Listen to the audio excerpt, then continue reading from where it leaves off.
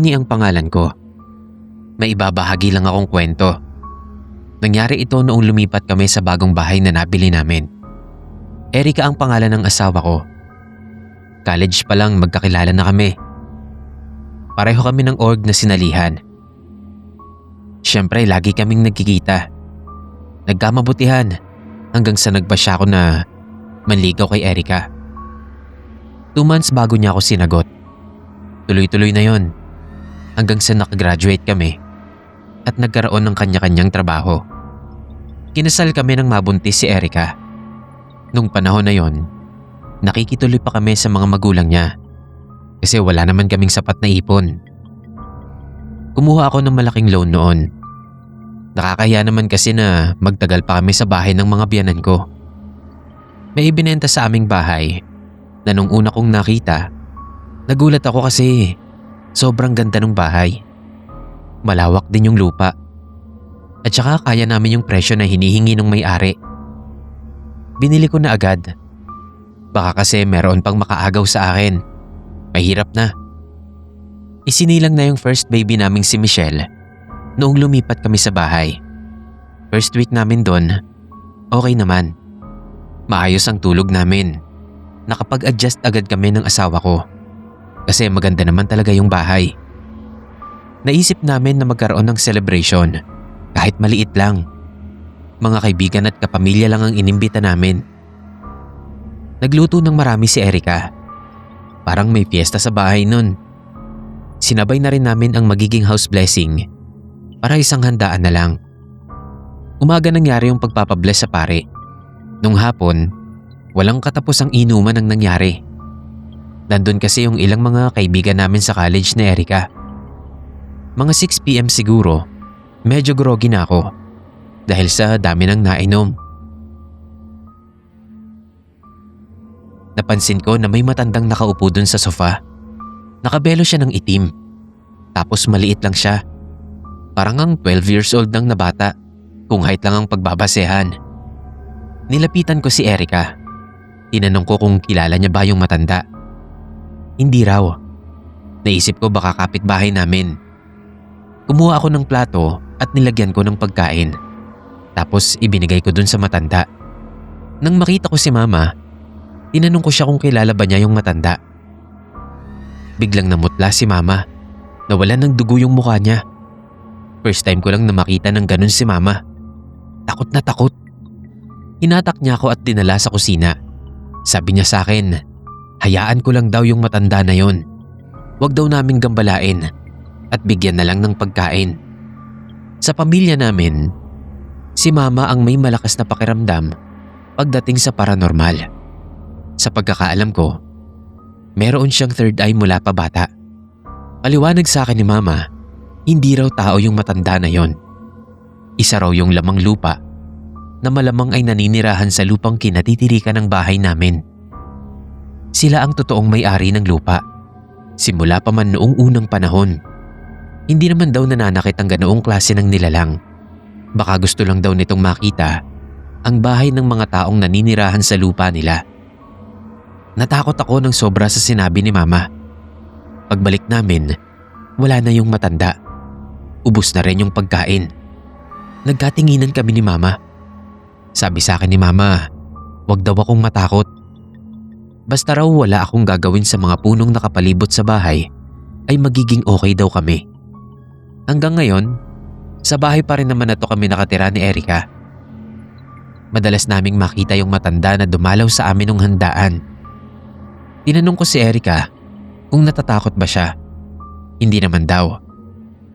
Lumaki kasi siya sa probinsya, kaya tingin ko, sanay na siya sa ganoong klase ng mga bagay. Ako naman, unti-unti na lang ding nawala ang takot ko. Pero kapag gabi na ako umuuwi, kapag pumapasok ako ng bahay, hindi ako tumitingin dun sa kaliwang bahagi ng bahay namin na may malaking talisay.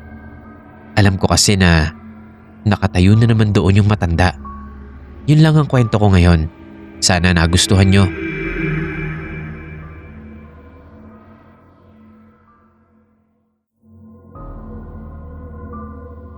Ako po si Winnie.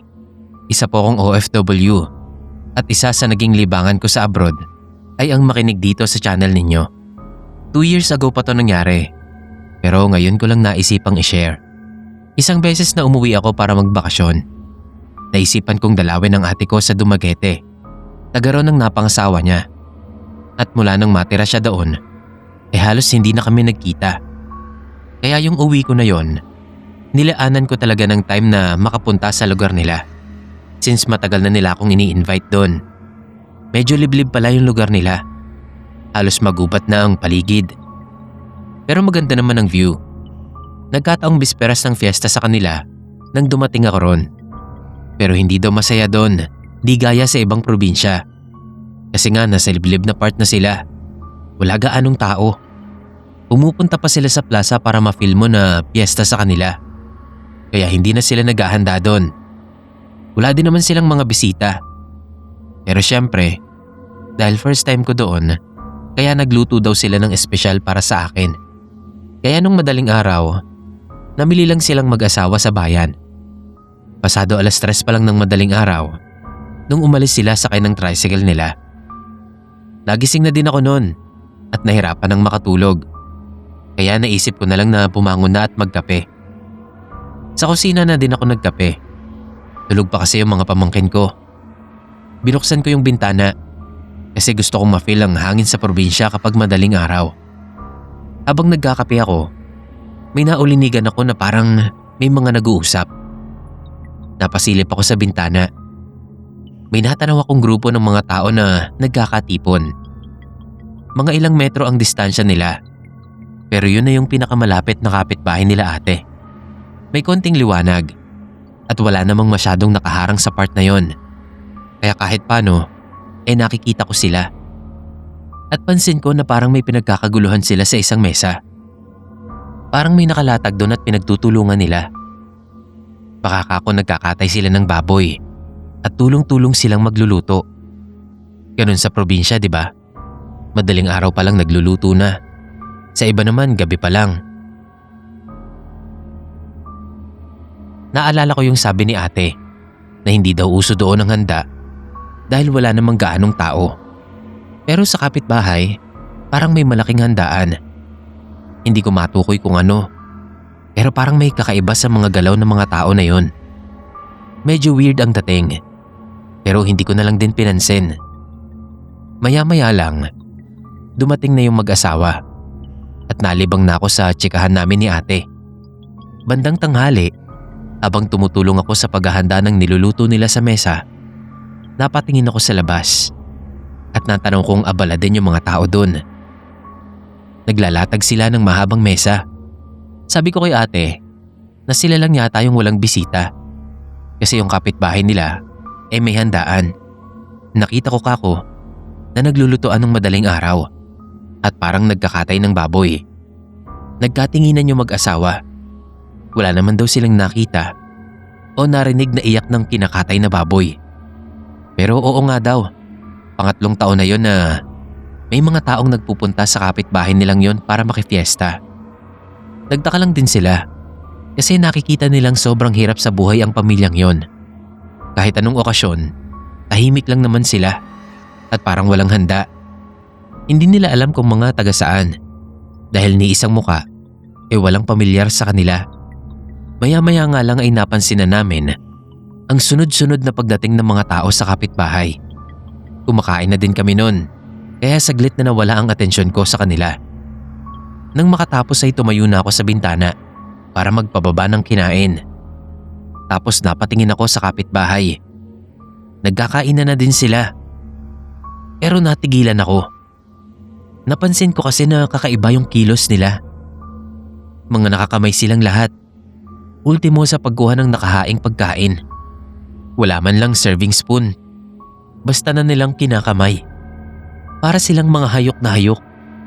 Parang yung sa carnival movie na nag-aagawan pa sa pagkain. Nagulat na lang ako nang makita ko silang lahat na nakatingin sa akin. At puro porma lang muka. Bigla ko tuloy na isara ang bintana sa takot. Sabi ni ate, matagal na daw silang duda na may lahing aswang yung pamilya na yon. Pero hindi siguro sila yung tipo ng aswang na kumakain ng tao, kaya hindi naman sila ginagalaw. At baka kaya tuwing piyesta lang may handaan, dahil nga espesyal sa kanila ang araw na yon. At doon lang sila nakakakain ng gusto nilang kainin, kung ano man yon. Hindi na ulit ako sumilip sa takot nun. Baka kung ano pang makita ko.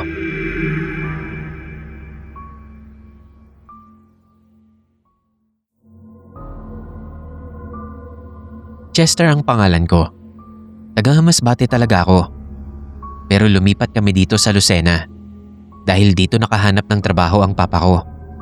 Simula high school, dito na kami tumira. Fan ako ng channel nyo. Matagal na. Ilang taon na rin akong nakikinig sa inyo. Mahilig kasi ako sa horror noon pa man. Papa ko rin kasi, ganun din. Lahat ng koleksyon namin ng DVD, puro mga horror movies. Itong kwento ko, horror nga din. Nangyari ito noong nagtatrabaho na ako. Nakilala ko si Angel sa trabaho. Ang bait niya. Maputi siya tapos palakaibigan. Nang sumapit ang Pasko, nagdesisyon akong ligawan siya. After 1 month, naging kami na. Nung una okay naman ang lahat. Makwento si Angel. Lalo na tungkol sa mama niya. Ang dami niyang kwento patungkol sa mama niya na nagtaguyod sa kanila mula pa nung bata siya. Only child si Angel. Iniwan sila nung papa niya nung bata pa siya. Dahil may iba pala itong pamilya. Simula daw nun, nangako ang mama niya na magtatagumpay sila sa buhay na silang dalawa lang. Sa unang anniversary namin, ipinakilala ko na siya sa magulang ko. Dinala ko siya sa bahay at doon kami natulog. Mukhang boto naman ang mga magulang ko sa kanya.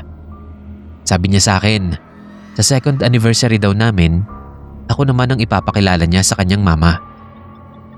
Tuwang-tuwa ako nun kasi alam kong oras na ipakilala niya ako sa mama niya, sunod na kasal.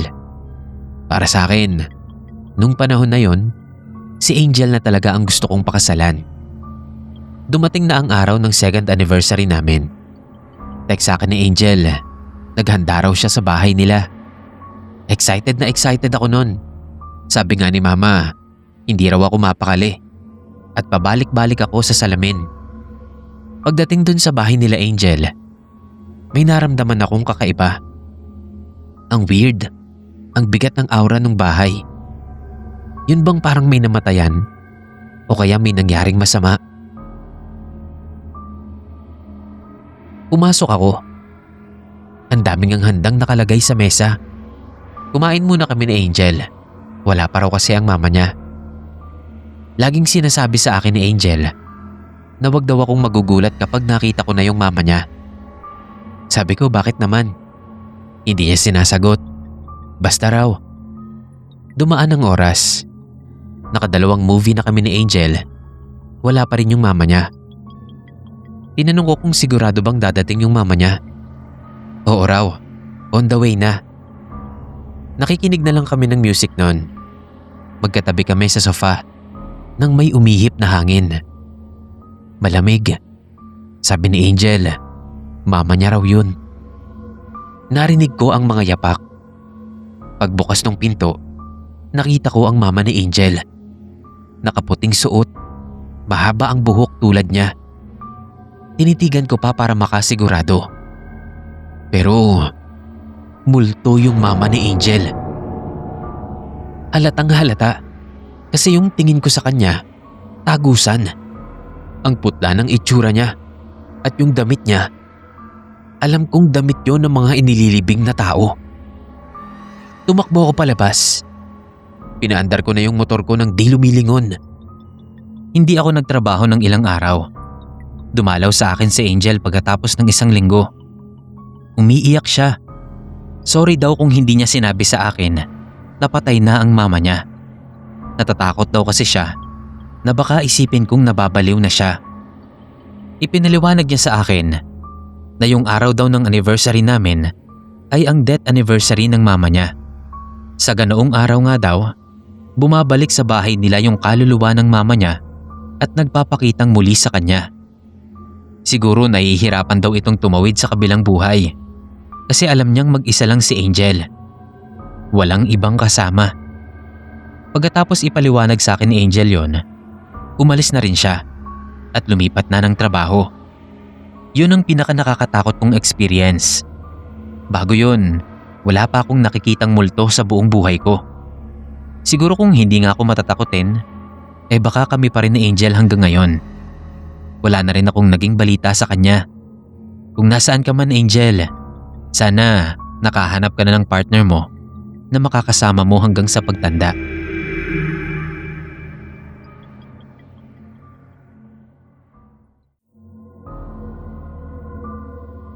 Hello, avid fan po. First time ko pong magsishare ng kwento. Ako nga pala si Mandy. Babae po ako. Panlalaki lang ang pangalan. Yung karanasan ko, nangyari po noong senior high pa ako. Sa probinsya namin. Ngayon po ay nasa third year college na ako. At dito sa Manila pansamantalang nakatira sa tita ko. Si tita ko ang nag-impluwensya sa akin na makinig at mag-share ng story ko dito. So ganito nga po yung nangyari. Grade 11 pa lang ako noon. Meron akong mga close friends at classmates. Nasa 5 kami. Lagi talaga kaming magkakasama kahit saan kami pumunta. Hindi kami mapaghiwalay. One for all for one ang atake namin. Tapos mayroon kaming isang kaklase. Tawagin na lang natin siyang Brenda. Short for brain damage. Yan ang bansag sa kanya ng mga kaklase namin. Kasi parang may something. Mabait naman siya at normal ang itsura. Pero hindi ko alam bakit ang weirdo niya. Gustong gusto niyang makipag-friend sa amin. Sa akin okay lang naman. Walang problema. Pero yung ibang kasama ko, iniiwasan siya. Kasi naiilang at medyo natatakot sila. At saka nahihiya rin na ma-associate sa kanya. Kasi nga ganun siya. Isang araw, may classmate kaming babae, si Mitos. Bigla niya kaming in-approach at in-invite kami sa bahay nila dahil birthday daw niya. Nagulat kami kasi sa lahat ng classmates namin, siya yung hindi mo ramdam. As in parang hindi nag-e-exist. Kasi kung hindi laging absent, lagi namang nasa sulok lang. Napakatahimik at hindi nakikipag-usap. Di wala ngang masasabing kaibigan niya doon. Kasi kusang umiiwas. Kaya nagulat kami na kami pa yung napili niyang i-invite sa birthday niya. Kami yung pinaka magugulo at maiingay sa klase. Madami ang nai-intimidate sa grupo namin. Dahil mga maldita at bully daw kami. Hindi naman totoo yun. Sinori lang naman yung ganon. Pero nasasaway naman namin siya. Imbes na mag-thank you dahil in-invite kami ni Mitos, tinarayan pa niya. Hindi naman namin siya tinolerate. Humingi kami ng pasensya kay Mitos at nangakong pupunta kami sa birthday niya. Wala nang nagawa si Nori, kundi ang sumama na lang din ng hapon na yon pagkatapos ng klase namin. Nagulat kami kasi humabol si Brenda nung paalis na kami. Ayaw nilang isama kasi kami lang naman daw yung in-invite. Nakakahiya daw kay Mitos. Tama naman. Pero sabi ko, hayaan na lang. Okay lang din siguro kay Mitos. Pero mali ako. Dahil parang hindi nga okay kay Mitos at sa nanay niya na nakangiti sa aming 5. Pero biglang pumormal nang mapatingin kay Brenda. Naisip ko na baka dahil sa itsura ni Brenda. Baka judger yung nanay ni Mitos. Pero andun na. Kaya siguro hinayaan na lang din. Pero habang naghahanda ng pagkain, ay hindi niya inalisan ng tingin si Brenda. Para bang binabantayan niya ang bawat kilos nito. Ako tuloy yung naiilang sa kanila.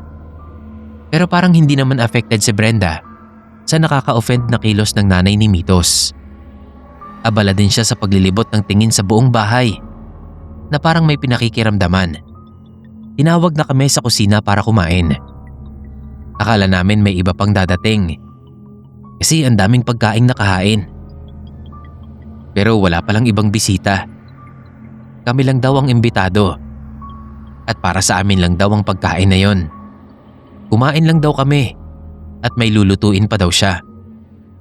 Si Mitos naman daw bibili ng soft drinks. Naiwan kami sa mesa kasama si Brenda na nakakunot ang noo habang isa-isang tinitignan at inaamoy na parang aso ang mga pagkaing nakahain. Sinaway namin siya ng mahina. Tinanong kung anong ginagawa niya. Pabulong din siyang sumagot na wag daw muna kaming kumain. May ipapakita daw siya sa amin. Naghintay naman kami. Dinukot niya sa bulsa niya ang ilang pirasong kalamansi na hiwa na. Bago pa man namin siya mapigilan, mabilis niyang pinigaan ng kalamansi ang bawat putahing nakahain. At gano'n na lang ang pagkabigla namin nang maging mga uod, bulate, mga buhok at laman na malansa ang amoy yung mga pagkaing nakahain. Napatayo kami at napaatras palayo ng mesa. Kinikilabutan at halos magkandasuka na. Iyon daw ang totoong itsura ng pagkain na inihain sa amin para maging katulad kami ng mag-ina. Pare-pareho kaming nabigla at hindi agad makakilos nun. Nang bigla, bumalik si Mitos at nanay niya. Masama ang tingin sa amin, lalo na kay Brenda. Bago pa sila may gawin, ay nag-uunahan na kami sa pagtakbo sa labas. Si Brenda pala ay anak ng albularyo na sinasanay na din, kaya ang weirdo ng dating. Habang si Mitos natatahi-tahimik, ay mula naman sa lahing aswang. Salamat na lang sa weirdong kagaya ni Brenda at nakaligtas pa kami. Mula noon ay hindi na nagpakita pa si Mitos.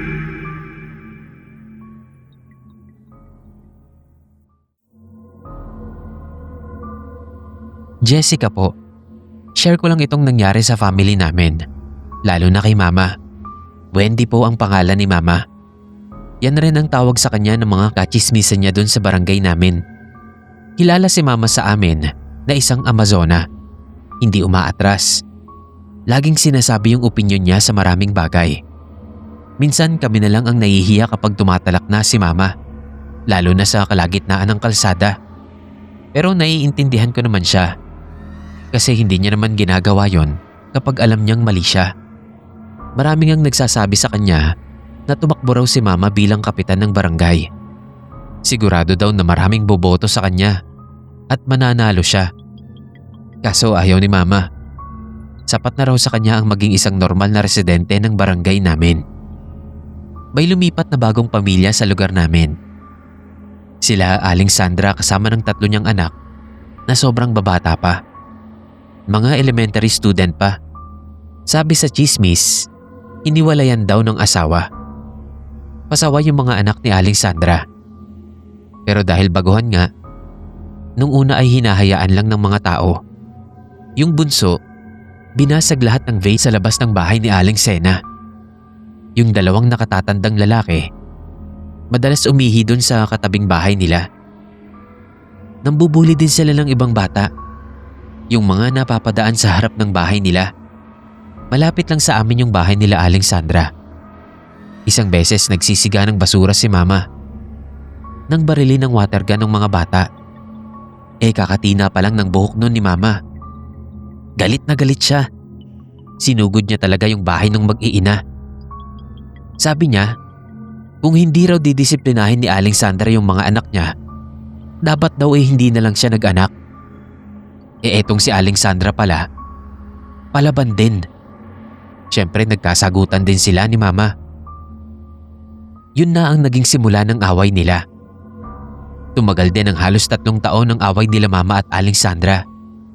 Buti nga at hindi umabot sa pisikalan.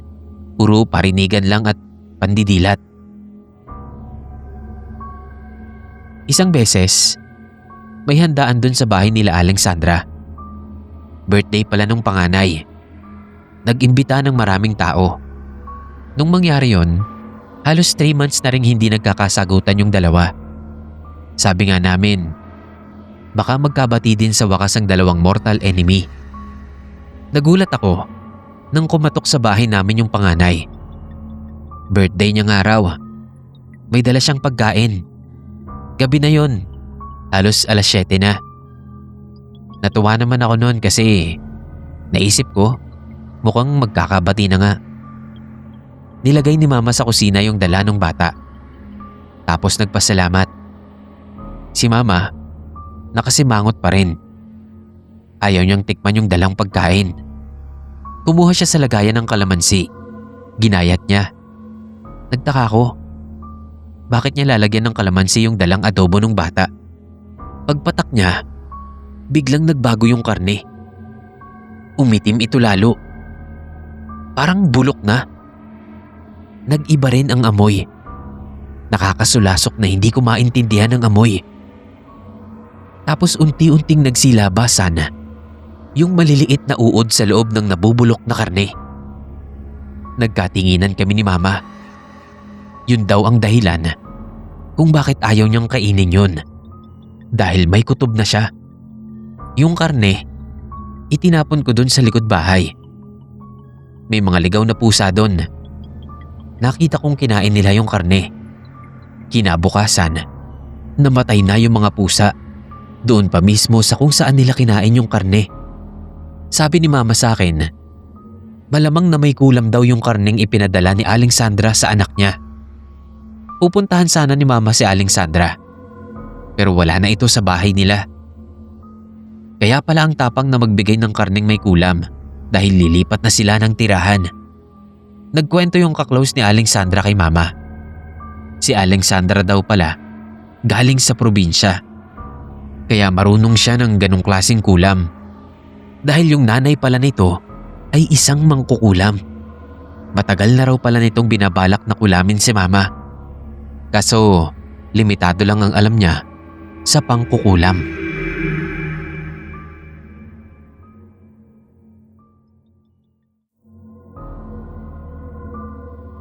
Ako po si Danny ng Masbate. Kung kwentong aswang din lang, marami po akong maibabahagi sa inyo. Kasi yung matanda sa angkan namin ay marami ring karanasan sa mga ganyan.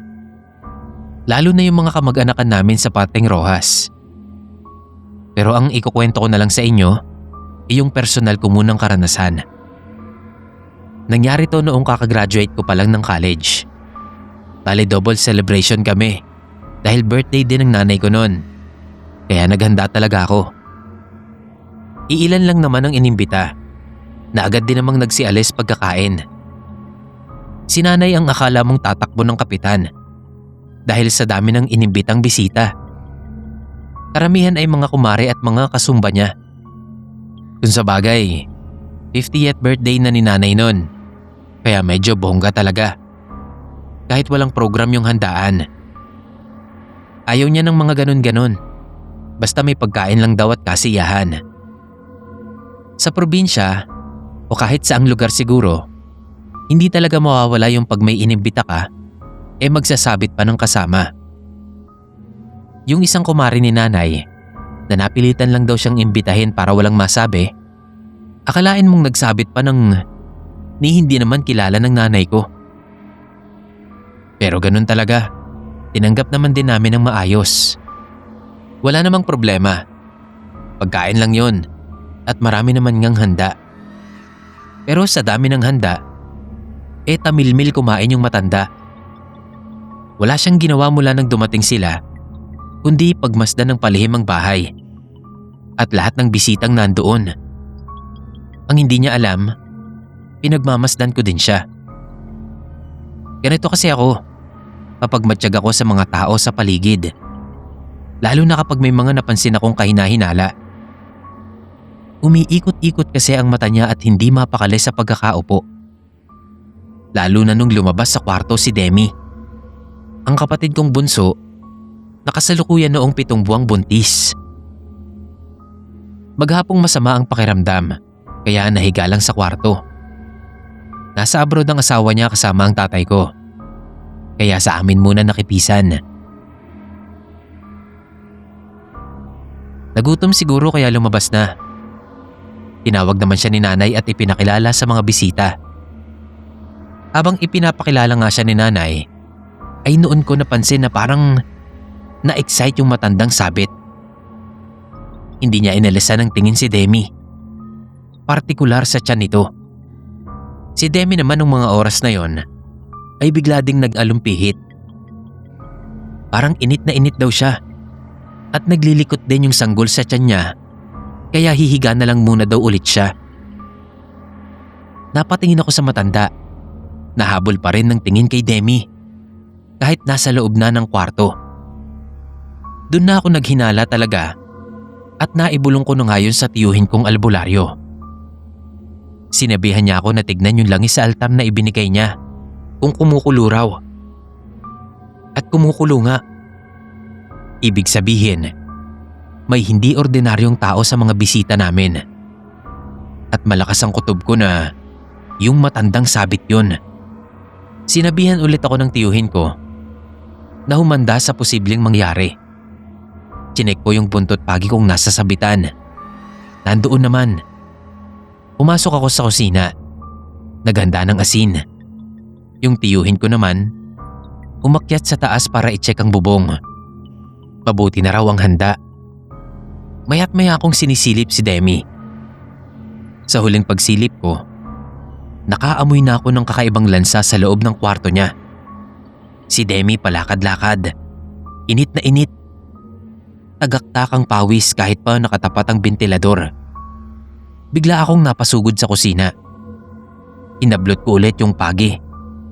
Sabay ikot sa likod sa tapat ng kwarto ni Demi. At tama nga ako. Naandoon yung matanda.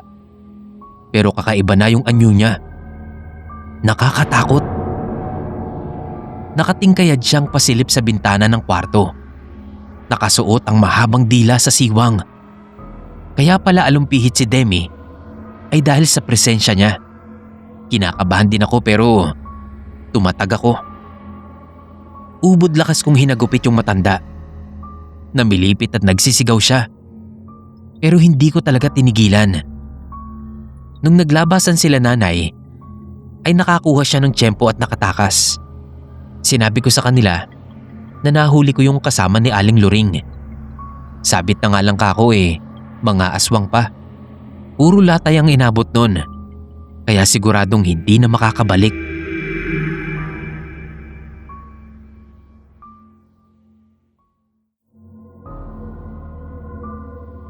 Joren po ang pangalan ko. Taga Kalasyaw, Pangasinan.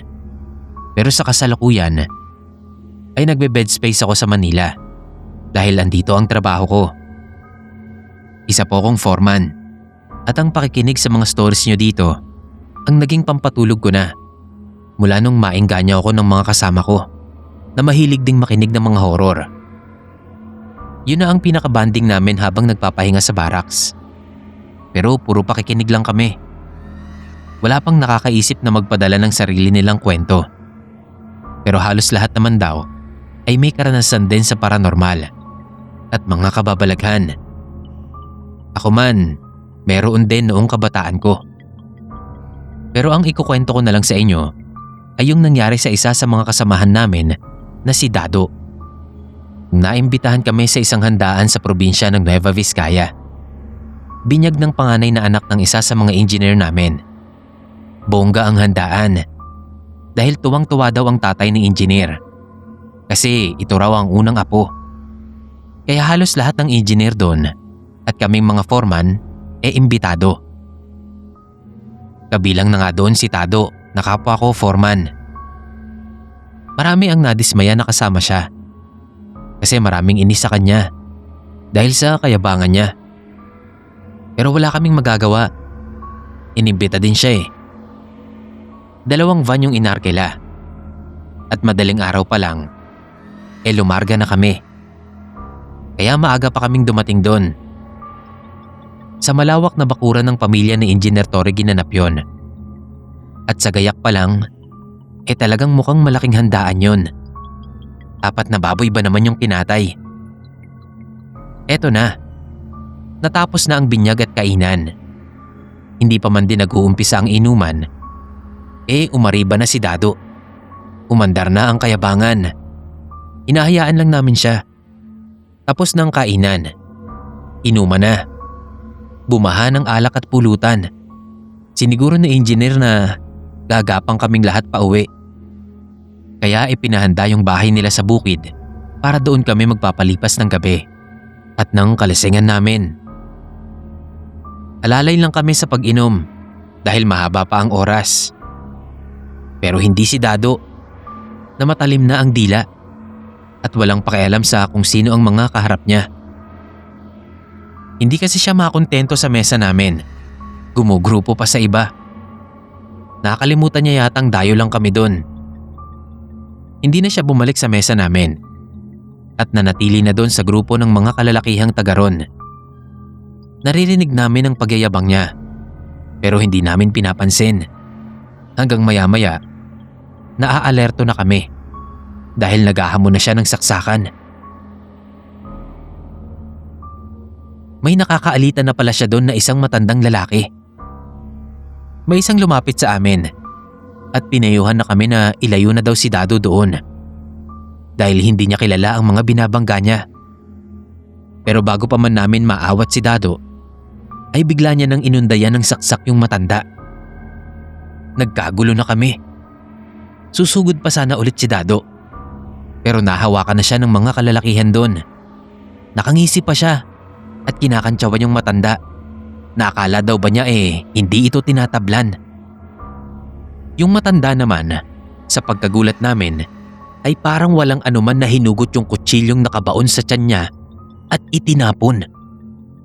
Pinahid ang dugong umaagos sa tiyan at walang ano-anong tinapik sa pisngi si Dado. Noon lumapit yung tatay ni engineer na chairman sa barangay na yon at pinakiusapan yung matandang lalaki na ibalato na lang sa kanya si Dado dahil bisita niya yon. Hindi kumibo yung matanda pero nakangising tinapunan ng tingin si Dado bago ito tumalikod at parang walang nangyaring lumakad palayo.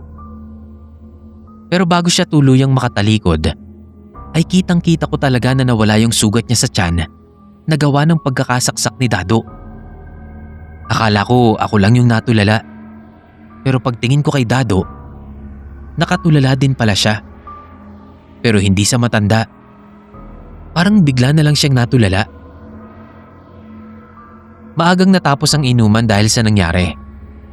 Kaya ipinahatid na kami ni engineer sa kubo para makapahinga na. Pero si Dado, parang wala sa sarili. Kung nung una ay tulala, nung makarating kami sa kubo, ay wala naman siyang tigil sa kakasalita ng kung ano-ano lang. Maya-maya nakita na lang namin na dumudugo na ang ilong niya. Napakaraming dugo. Isa ang kumuha ng yelo at ipinatong yun sa ulo niya. Baka daw na high blood. Pero hindi na ampat ang pagdurugo. Pati sa bibig at tenga niya, naglalabasan na rin. Kaya isinugod na siya sa ospital. Pero hindi na siya umabot sa dami ng dugong nawala sa kanya. Noon namin nalaman na ang nakabangga pala niya ay kilala sa lugar na yon na isang mahusay na albularyo. Pero may dark side din ito, kaya masamang magalit. Dahil dobleng parusa ang ibabalik sa'yo. Nabigla kaming lahat sa bilis ng pangyayari. Dumayo lang naman kami doon para sa kasiyahan. Tapos may iuuwi kaming bangkay.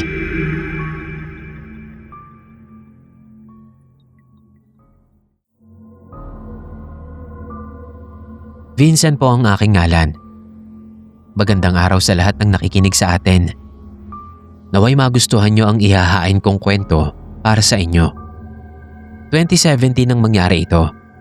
Tagal na rin pala. Hindi ko inaasahan na 8 years na pala ang lumipas mula nang mangyari yon. Nagtatrabaho ko sa isang printing shop. Lahat ng bagay ipiniprint namin. Papeles, damit, tarpaulin. Ang trabaho ko doon ay maintenance. Bale ako ang nakatoka sa mga kulay ng printer. Ako ang nagme-maintain ng mga cartridge na ginagamit. Kapag bibili, isinasama ko ni boss. Kasi alam niyang ako ang expert pagdating sa mga ganong bagay. Masaya naman yung trabaho ko. Mababait din naman yung mga kasama ko doon. One time, inalok kami ni Wawi na mag-camping sa bundok. Parang team building na rin daw. Pumayag naman ang lahat. Napagkasunduan, nagaganapin yung camping sa susunod na weekend kung kailan wala kaming pasok. Sagot na ni Wawi karamihan sa mga gagamitin namin sa camping.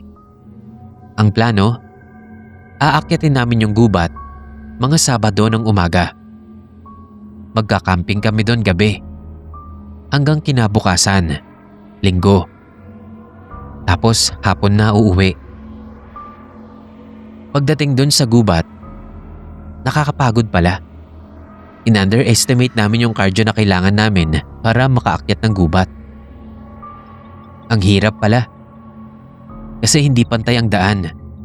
Tapos may mga bitbit pa kaming mga tent at supplies. Ilang beses kaming nagpahinga. Hanggang sa sabihin ni Wawi na naliligaw na raw kami. Nalito raw siya sa daan namin. Sinundan na lang namin yung trail. Hanggang sa marating namin itong open area na puro damo ang makikita mo. Tapos sa gitna ng open area, may handaan. May mga sumasayaw, kumakanta, merong tumutugtog. Pero ang gamit nila ay yung makalumang drums at turotot na parang sungay ng kalabaw. Yung isa sa mga lalaki na nandoon, pinaypay kami. Sinigawan niya kami na kumain daw muna kami. Siyempre hindi na kami tumanggi. Sayang naman. Ang daming handa. Ang sasarap din ng pagkain. Noon lang ako nakatikim ng ganong klase ng pagkain. Padilim na nung matapos yung kasiyahan. Sabi nung lalaki, doon na lang daw kami mag-camping sa lugar na yon. Doon din daw sila matutulog. May ipinainom sila sa aming alak na sobrang tapang. Pero masarap. Nakakwentuhan namin yung iba sa kanila. Nung matutulog na, sa loob kami ng tent. Habang sila naman, doon lang sa damo nakahiga. Kinabukasan, kami na lang yung taong nandoon. Wala na yung mga nakasama naming nagkakasiyahan. Kahit yung mga mesa nila at yung mga handa, wala na rin. Nagpasya na rin kami ng mga oras na yon na bumaba na. Nang makauwi kami, nagulat ako kasi ang sabi sa akin ni Mama, Lunes na raw. Absent ako sa trabaho. Pati nga yung mga kasama ko sa camping, mga gulat din. Kasi paanong mangyayari yon? Umakyat kami ng gubat Sabado. Imposible namang 2 araw kaming natulog doon sa loob ng tent namin. Lahat kami ay napatawag sa office. Lahat kami pare-pareho ang sinabi sa office. Na hindi namin alam kung anong nangyari doon sa gubat. Sabi ni Wawi, baka raw naengkanto kami.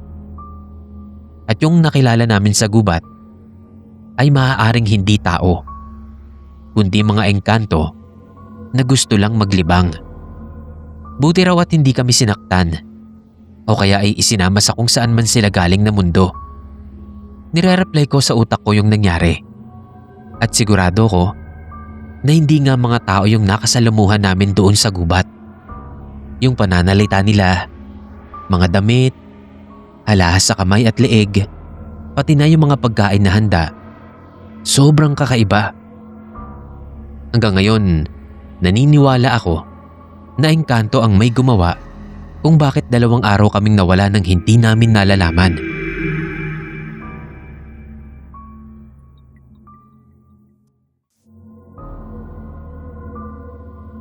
William po ang totoo kong pangalan.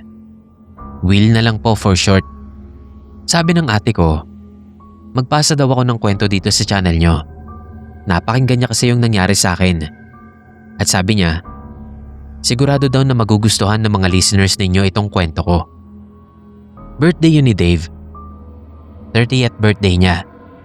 Kaklase ko siya noong high school. Lagi pa rin kaming nagkikita, kaya hanggang ngayon, magkaibigan pa rin kami. Hindi niya ako nakakalimutan, lalo na kapag may okasyon sa kanila. Bilang selebrasyon ng 30th birthday niya, gusto niya ang grande ang party. Minsan lang daw kasi siya magka-oras para maglibang.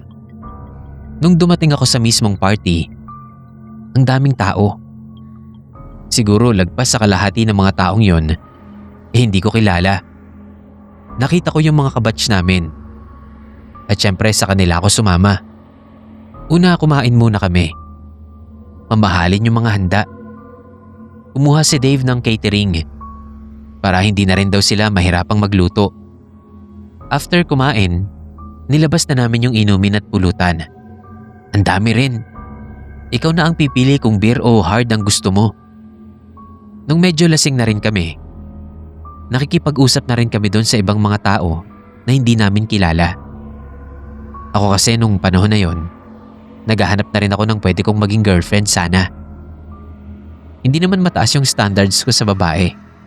Pero ang dahilan siguro kaya wala pa rin akong mahanap kasi mahiyain ako. Hindi ako magaling makipag-socialize. Pero nung gabing yon, tinapangan ko. Lasing na ako nun, kaya nabawasan kahit papaano yung pagiging mahiyain ko. May nakita akong babae na nakaupo dun sa gilid ng bahay.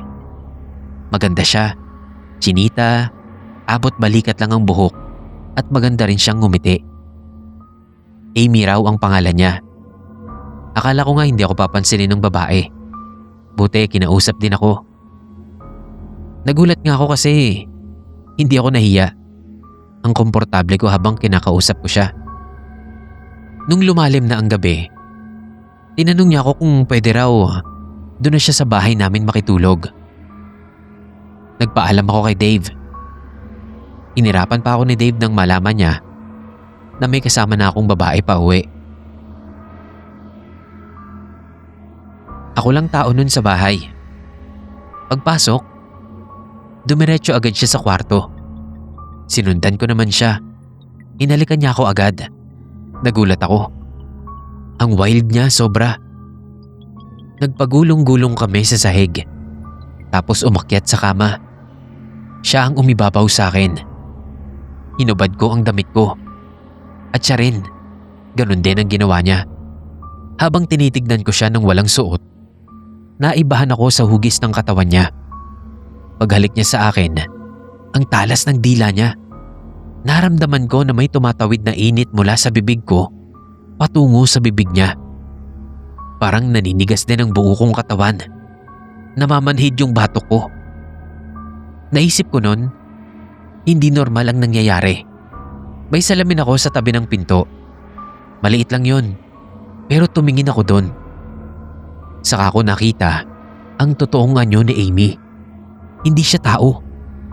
Mukha siyang halimaw na sobrang tanda tingnan. Kulukulubot ang katawan. Puti na ang buhok. Sinipa ko siya sa sikmura. Saka ako kumaripas palabas sa sala. Alam ko kasing nandoon yung crucifix at yung santo na dinadasalan ni Mama. Kinuha ko yun. Pagkatapos ay bumalik ako sa kwarto. Pagbukas ko, wala na si Amy. Doon siya sa bintana dumaan. Pagsilip ko rin doon, wala na siya. Sumunod na araw, tinanong ko si Dave kung may inimbita ba siyang Amy sa birthday niya. Pero wala raw siyang kilalang Amy.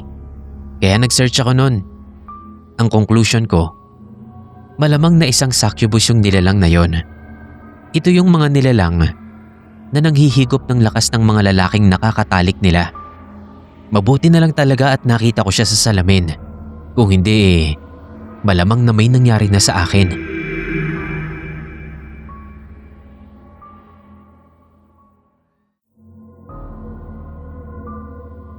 Hello po sa admin at narrator.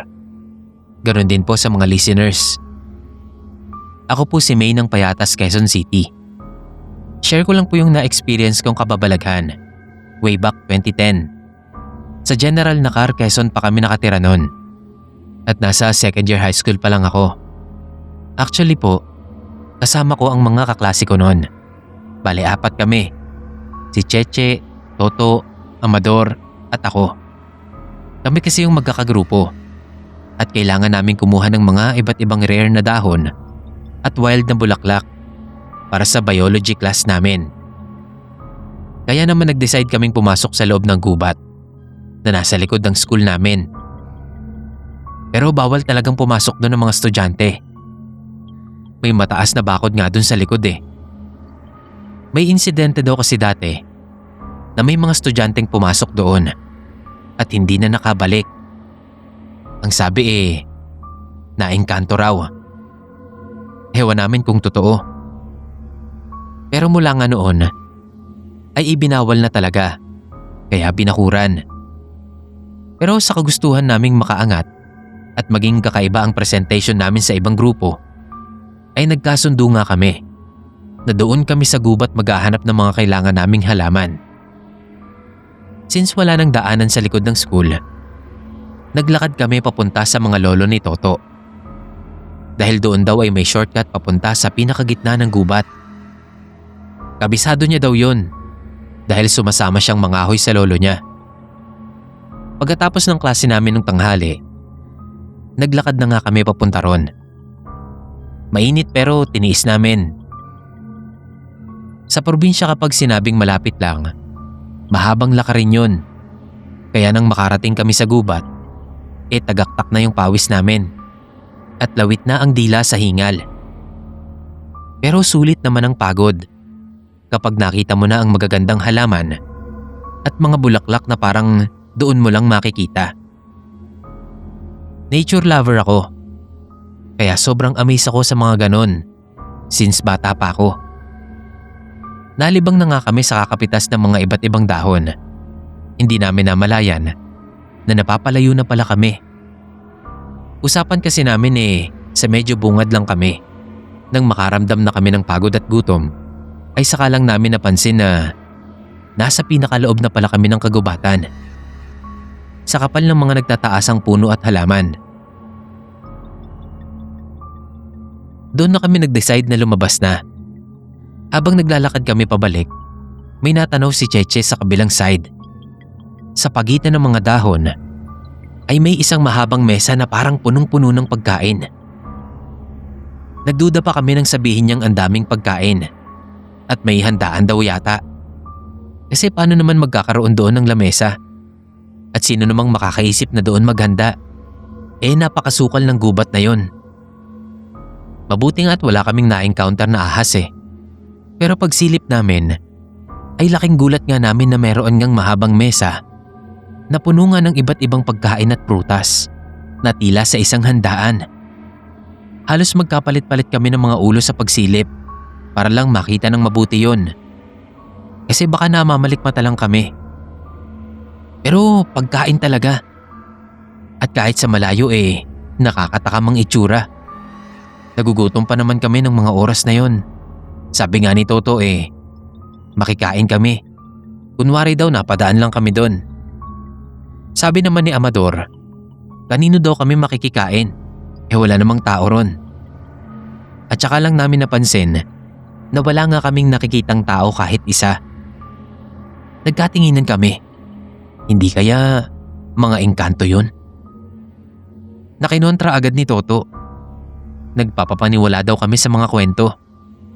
Na kung totoo daw ang engkanto, di sana nung pagpasok pa lang namin, nakakita na kami. Hindi namin siya napigil na lumakad papunta doon. Napasunod na lang kami. Mas namangha kami nang makalapit na. Kasi para talaga siyang isang magarbong handaan. Pero wala talagang katao-tao ni isa. At imposible ka kung magkaroon doon ng ganon kung wala namang taong naghanda. Si Amador, sinabihan kaming huwag magpaakit sa mga pagkain at umalis na lang daw kami doon bago pa man kami mapahamak. Pero kahit anong haba ng lakad namin, doon at doon pa rin kami bumabalik sa handaan na yon. Para bang sadyang inililigaw kami para hindi makalayo sa mga pagkain. Nagiiyakan na kaming mga babae sa takot, lalo at padilim na. Si Amador pa rin ang nakaisip na balik na rin namin ang mga damit namin at hawak kamay na magdasal. Matapos yun, sinubukan na ulit naming maglakad habang patuloy pa rin nagdarasal. Laking tuwa namin nang matanaw na namin ang kalsada. Mabuti na lang at hindi kami natuksong kainin ng mga pagkain na yon, na siguro ay handa nga ng mga engkanto. Kundi baka tuluyan na kaming hindi nakalabas sa gubat na yon.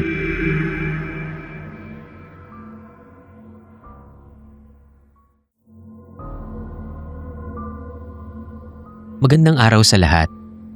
Mahirap sa akin ang pagbabahagi ng kwentong ito kasi involved dito ang isa sa pinaka-close kong tao, si Kuya Dagul.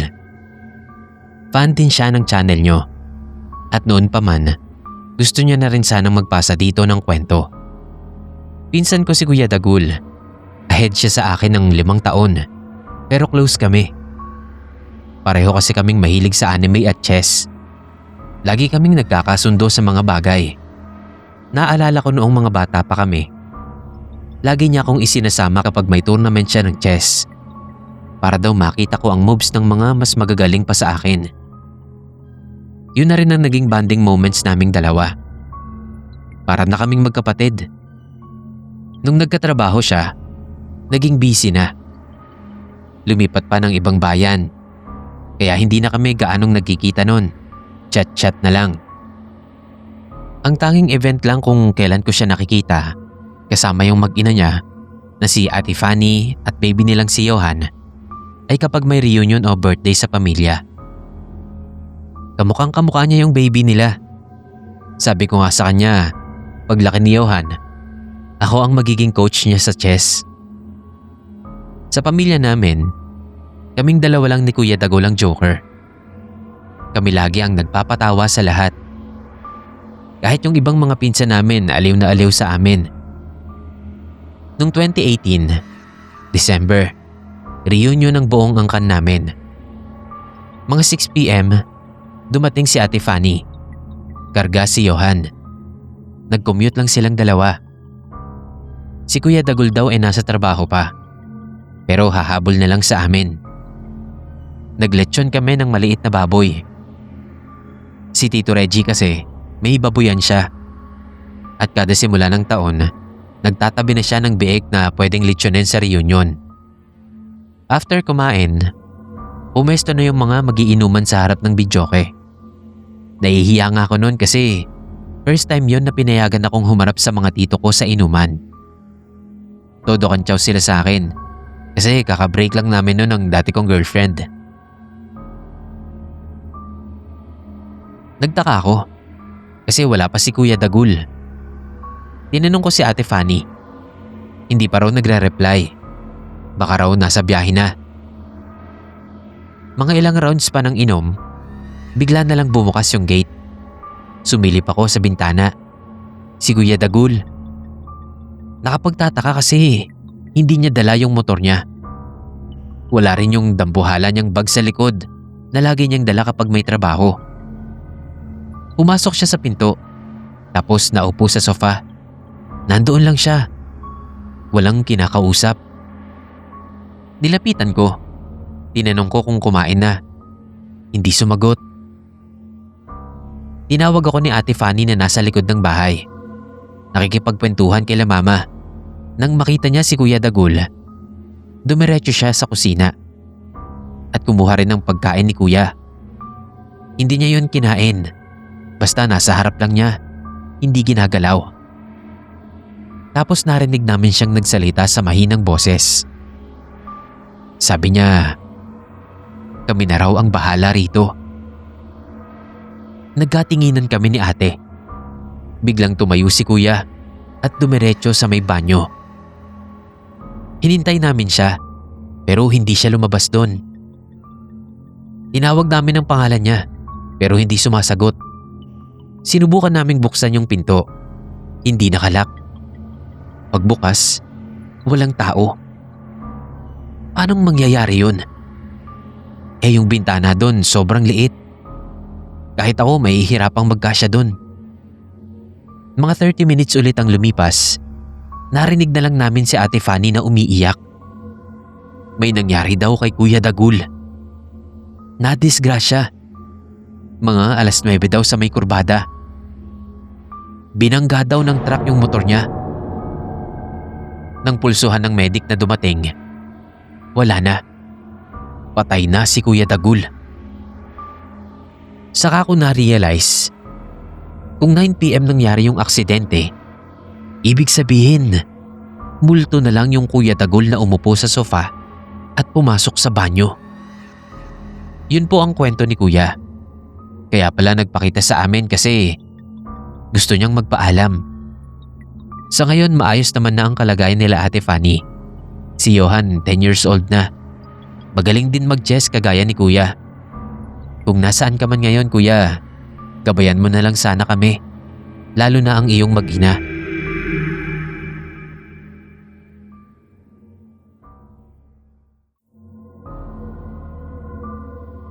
Magandang araw po. Ako po si Carol. Taga Mandaluyong po ako at kasalukuyang graduating sa college. Minsan ay nadaanan ko sa YouTube tong channel nyo. Nakapakinig ako at na-inspire akong ipadala yung karanasan ng mama ko tungkol sa isang kababalaghan. So ito pong sinasabi ko na to ay nangyari before pandemic pa po. May kapitbahay kami. Tawagin na lang nating Aling Ason. Hindi siya taal na taga ron sa lugar namin. Dayo lang sila. At ilang buwan pa lang na nangungupahan sa tabi namin. Bale si Tita Miriam na katabi ni Mama ang may-ari ng 3 pintong apartment na yon. Si Tita Miriam ang kausap niya noon nung tumira sila ng pamilya niya doon. Pero pinitisyon na siya ng mga anak niya sa abroad. Kaya kay mama niya ipinagkatiwala ang pamamalakad sa paupahan. Ang siste, itong si Aling Azon, umalis lang si Tita Miriam.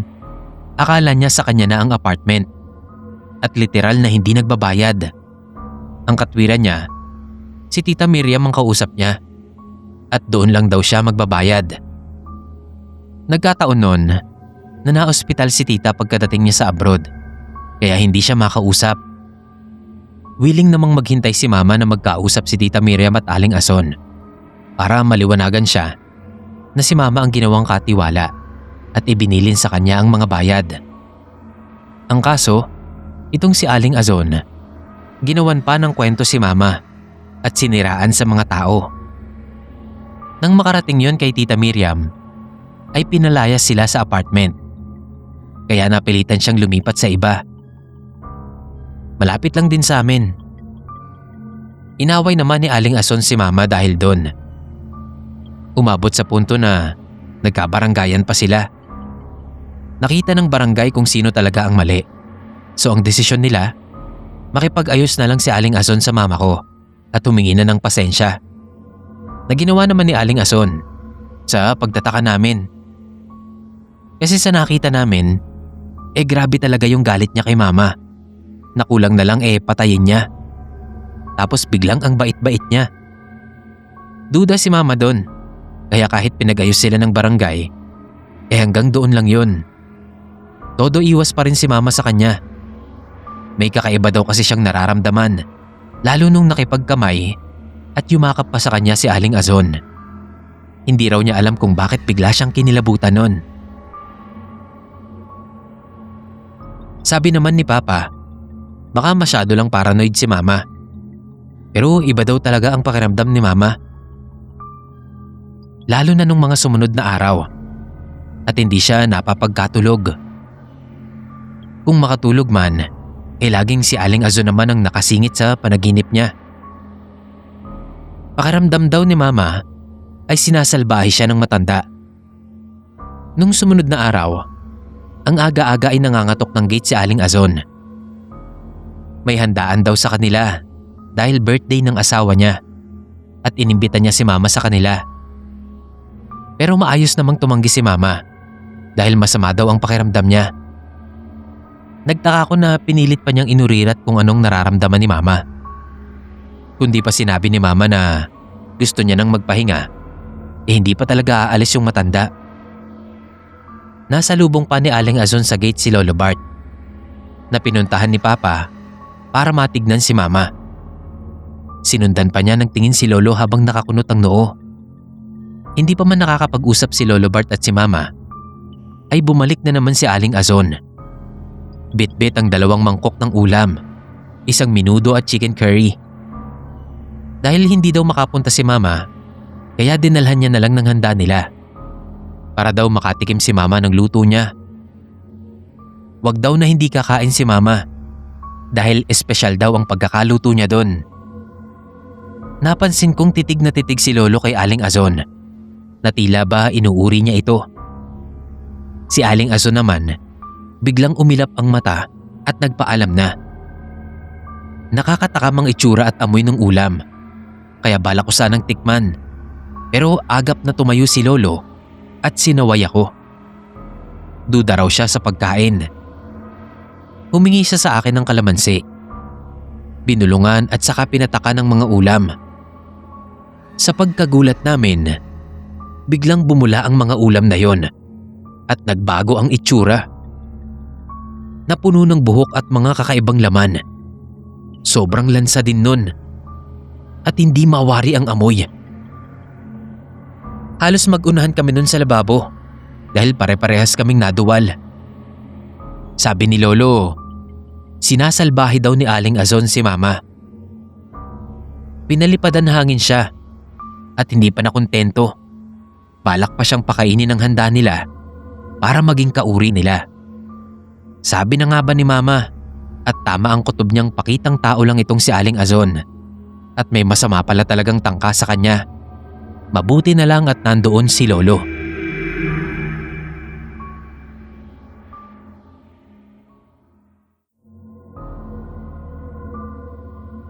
Hindi sa akin ang kwentong ito.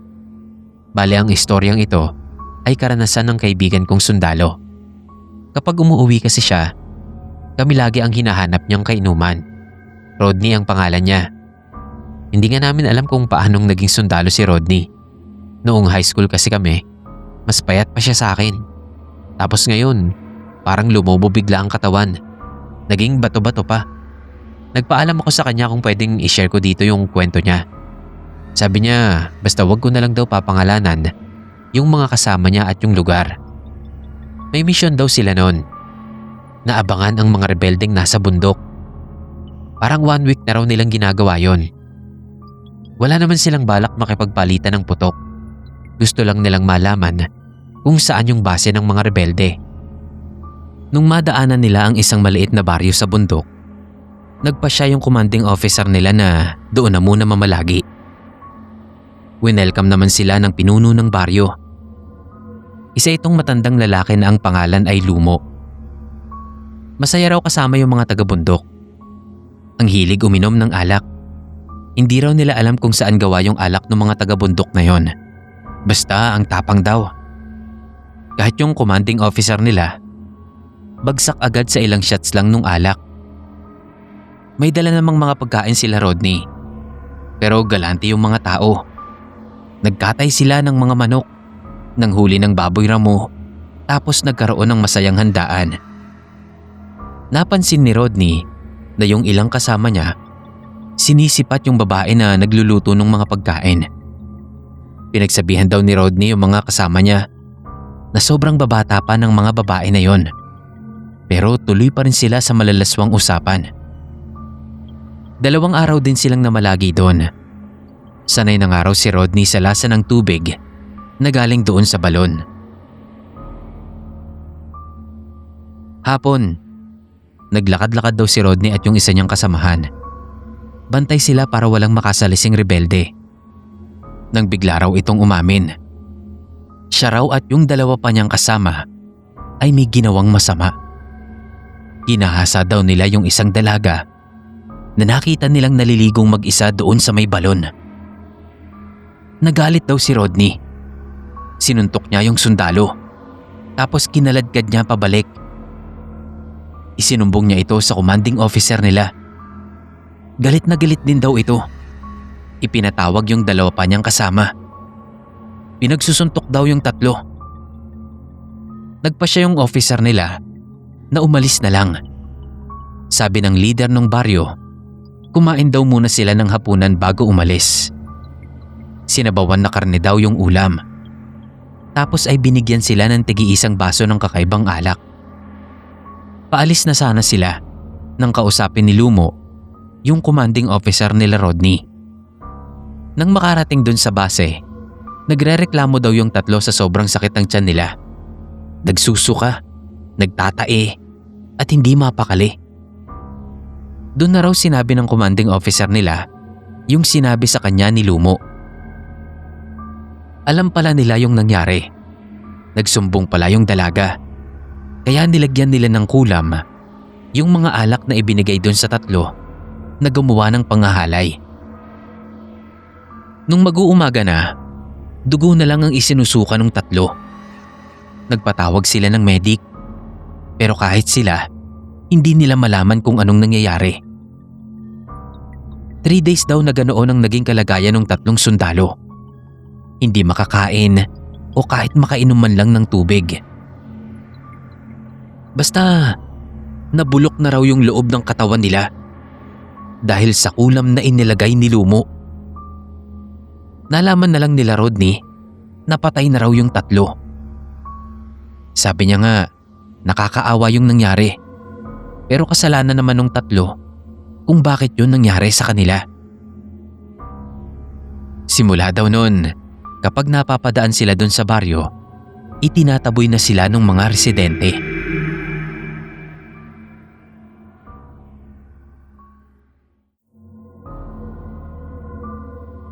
Bea po ang pangalan ko. Itong maririnig nyo ngayon ay hindi naman nakakatakot tulad ng ibang story na napakinggan ko na dito sa channel nyo. Tungkol kasi ito sa guardian angel ko noong bata pa ako. Marami siguro sa inyo ang hindi maniniwala, pero totoo talaga itong nangyari. Hindi ako nababaliw o anuman. Wala naman akong sakit na schizophrenia. Kaya imposibleng hallucination ko lang ito. Mas lalo namang hindi ako nagdodroga o weed. Kahit nga sigarilyo ay hindi ko pa natitikman. Noong bata pa ako, madalas akong maligtas sa mga kapahamakan. Nung una, parang nagkakataon lang. Nahulog ako sa umaandar na tricycle. Pero ni galos, wala akong natamo. Nung nasa duyan naman ako, natutulog, nakarinig ako ng bulong na tumayo raw ako. Pagtayo ko, may ahas na gumagapang dun sa tali ng duyan. Cobra. Kung hindi ako nagising, baka natuklaw na ako. Naalala ko rin noon, nagpapagawa ng second floor sila tita. Nang may bumagsak na kahoy pa ibaba. Sakto naman noon na nililigpit ko na yung pinagkainan ng mga nagtatrabaho. Nahulog diretso sa ulo ko yung mga kahoy. Nilapitan agad ako ni tita. Nang tanggalin nila yung mga kahoy, ay okay na okay ako. Wala kahit isang sugat sa mukha ko. Sabi nila, iniligtas na naman daw ako ng guardian angel ko. Nung nag-celebrate ako ng 13th birthday ko, naghanda ang magulang ko sa bahay namin.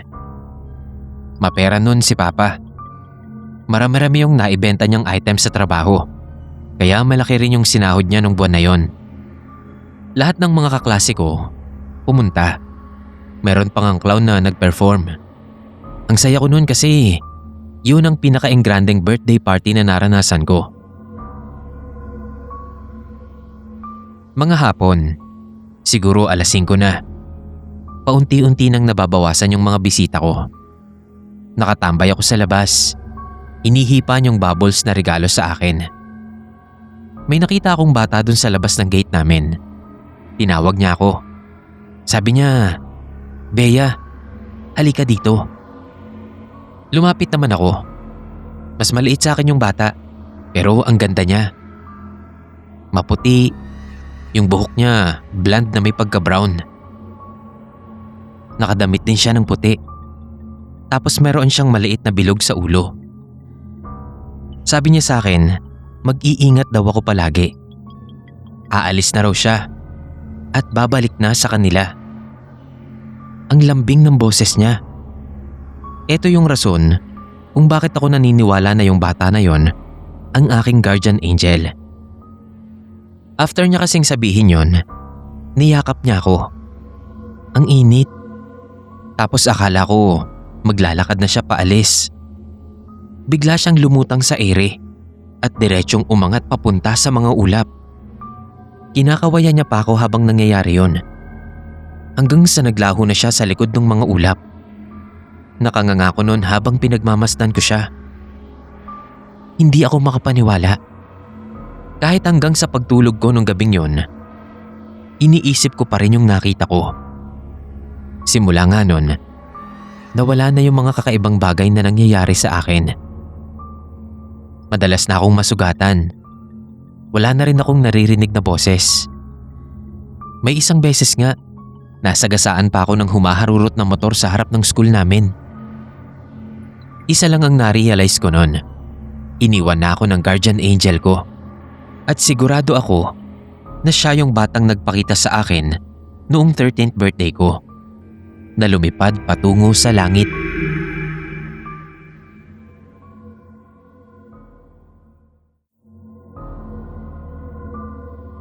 Good morning po sa lahat. Mas okay siguro kung itago nyo na lang ang tunay kong pangalan. Pwedeng Tony na lang ang itawag nyo sa akin. May asawa na ako ngayon at isang anak.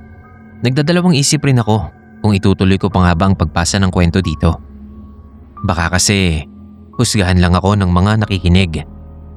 Pero naisip ko, hindi naman nila alam ang tunay kong pagkatao. Kaya okay lang naman siguro. Nung 25 years old pa lang ako, may nangyari sa akin. Nakasalanan ko rin naman. May natanggap akong text galing sa kaibigan ko. Nakasama ko na simula pa nung elementary pa lang ako. In short, kababata ko. Itago na lang natin siya sa pangalang Charlie. Mayaman sila Charlie. Malaki yung bahay nila. Doble ang laki kaysa sa bahay namin. Maputi siya at gwapo. Tapos matalino pa. Noon pa man, may kaunting inggit na ako sa kanya. Lagi kong iniisip na ang unfair talaga ng buhay. Kasi parang lahat na ata na kay Charlie na. Pero naging matalik naman kaming magkaibigan. Bihira kaming mag-away.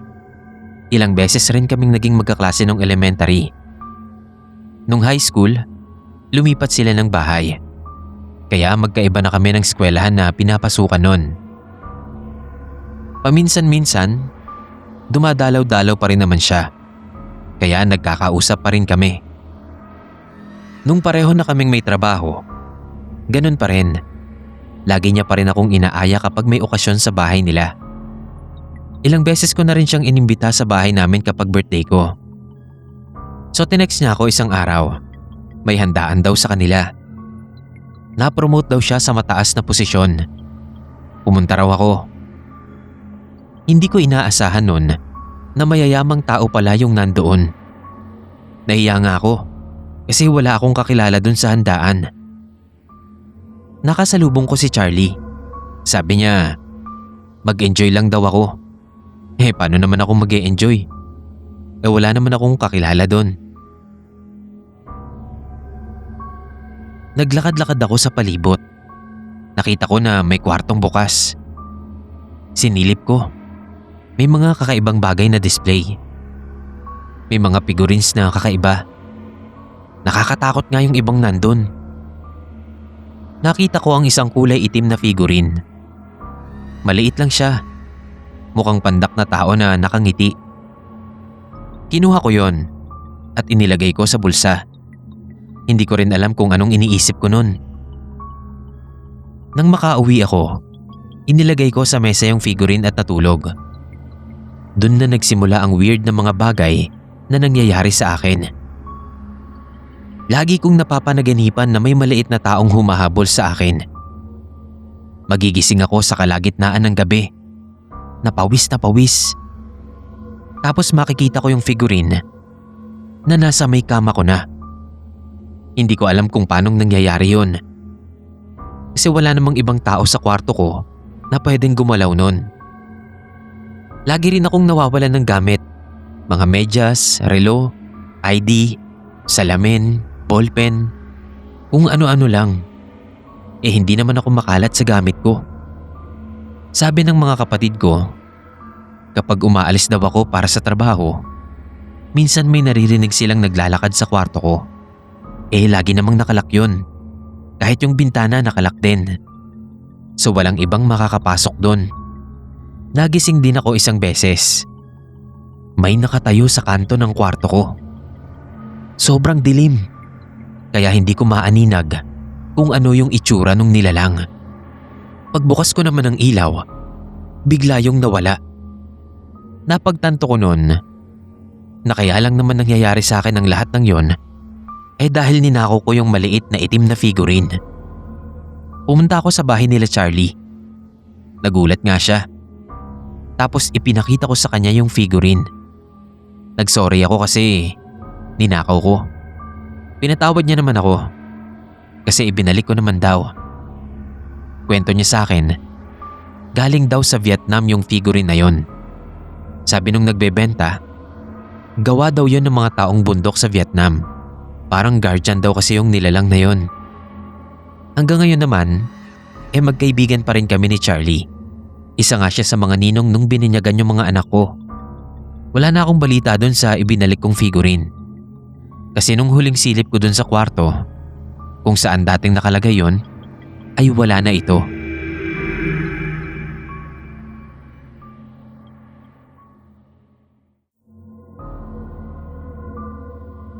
Kwento ito ng kaibigan kong nagtrabaho sa Indonesia. Larry ang pangalan ng kaibigan ko. Teacher siya. Almost 3 years din siyang teacher dito sa Pinas. Hanggang sa may nag-alok na kunin siya at gawing English teacher sa Indonesia. Pumayag si Larry. Matagal na raw kasi niyang pangarap na makarating sa ibang bansa.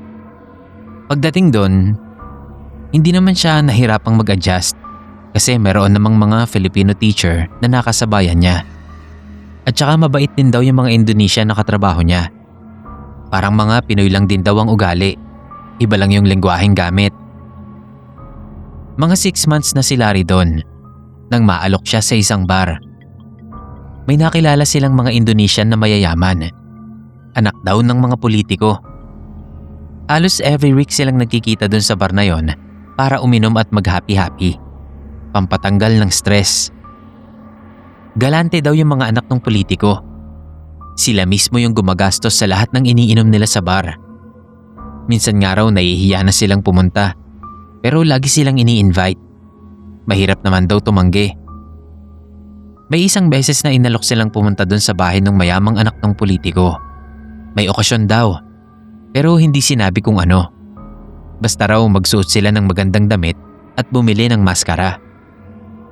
Pagdating doon, sobrang laki ng bahay, parang mansyon.